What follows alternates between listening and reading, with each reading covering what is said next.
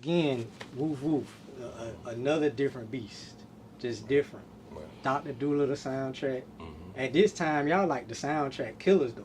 Right. Like y'all got the 5050 on the Bad Boys soundtrack, the Hoop All in Your Face. Right. Y'all wrote the Space Jam. Mm-hmm. What's the Martin movie? Yeah. Nothing to Lose. Yeah, Nothing to Lose. Nothing to Lose. Yeah, and Blue Street. Blue Street. Yeah.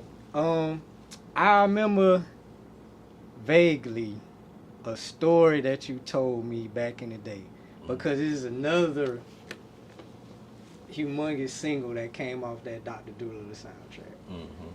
You told me that you had a meeting with the execs, and he said he wanted to smash the gas on Woof Woof. Mm-hmm. Tell me that story again. Yeah, man. That was a learning experience for me. They wanted, Woof Woof, first of all, had been out for a tremendously long time. That was the first single off The Wait Is Over album. The Wait Is Over. It was it was our debut single from the follow-up, and it had already went #1 on the hip-hop charts. Okay. So, and we had toured with the record, and really the record was used as a support record for Are You That Somebody for Aaliyah.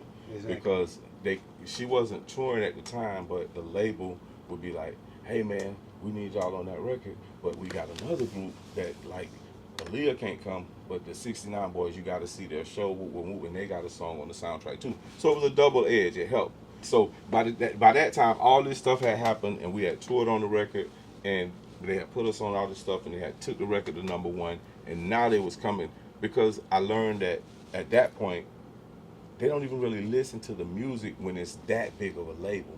They watch chart positions. Yeah. And when we hit #1, they call downstairs and say, hey, look, this record here, it's time to mash the gas on it. But we was like, man, we've been out here 8 months working this record. It's time to move on to the new thing, because we still in the hood at the parties, and we know that people want to go to the next level.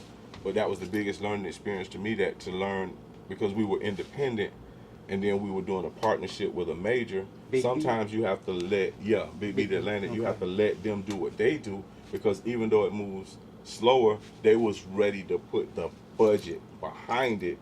Even though it had went #1 rap, they were going to try to take it #1 pop. Okay. But I was like, no, let's just drop the next single.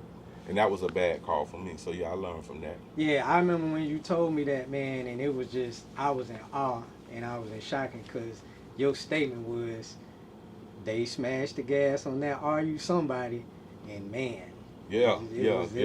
That was the difference in having a #1, because we still, like, a #1 pop versus a #1 rap are two different records. And we could have, been that, but, what was in the cards is in the cards. You live and learn, man. You know, whatever God got blessed with you, you got blessed with you. And it still did what it was supposed to do. Yeah, you know what I'm saying? Definitely. But with that being on the soundtrack, I know that was just a totally different thing.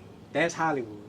Right. That's not rap, just like you said, the hood clubs and everything. Mm-hmm. That's Hollywood. What them parties was like, what them performances was like. Sex, drugs, and hip hop. Yeah. man, I just got to interject right here, man. So we show up, and we in Beverly Hills, man. We at the hotel. I'm looking for fast and slow. Man, these dudes pull up hanging out of Little Richard limousine like some wild adolescents. Now, Little Richard lived in the hotel that we would always stay in on Sunset. But I didn't even know they had became tight with Little Richard like that, to where if they wanted to go somewhere, he'll call his limo driver, take them wherever they want to go. Little Richard? Yeah, Little Richard, man. Dope. The king of rock and roll. Yes, Come on, man. Oh, my God. Yeah, he stayed on Sunset Boulevard, man. Man. Yeah. And we was young back then, you know what I'm saying? To be famous and be riding around California. I'm all out the car doing crazy stuff. Stuff we ain't supposed to be doing, you know what I'm saying? He was like hollering like, oh no, I couldn't believe I was hanging around Little Richard, you know what I'm saying? Yeah. At the time, so Yeah. Did y'all meet Eddie Murphy? Never met Eddie in person. Yeah, no. But my favorite meet, of course, was Tupac. And my favorite. We gonna get into that one. Oh, okay. I gotta say the best for last. Oh, okay. Cool. Since we was on LA, I was just finna get I'm gonna get into that one. So, what them A-list superstar ladies was like, though. So, yeah. Ooh, superstar ladies. Oh man. Starting with your first girlfriend, Nene from this and that. Hey, And then just going on from there, you know? See this? Oh man. Well, I had Tasha like me from Escape. Oh, word. You remember that? She called me, Yeah. Oh, called me on stage at the award show for that. Hey man, yeah, man. All right, man, we gonna move on. Yeah, to yeah, that man. one. Hey man, everybody need to edit that since she.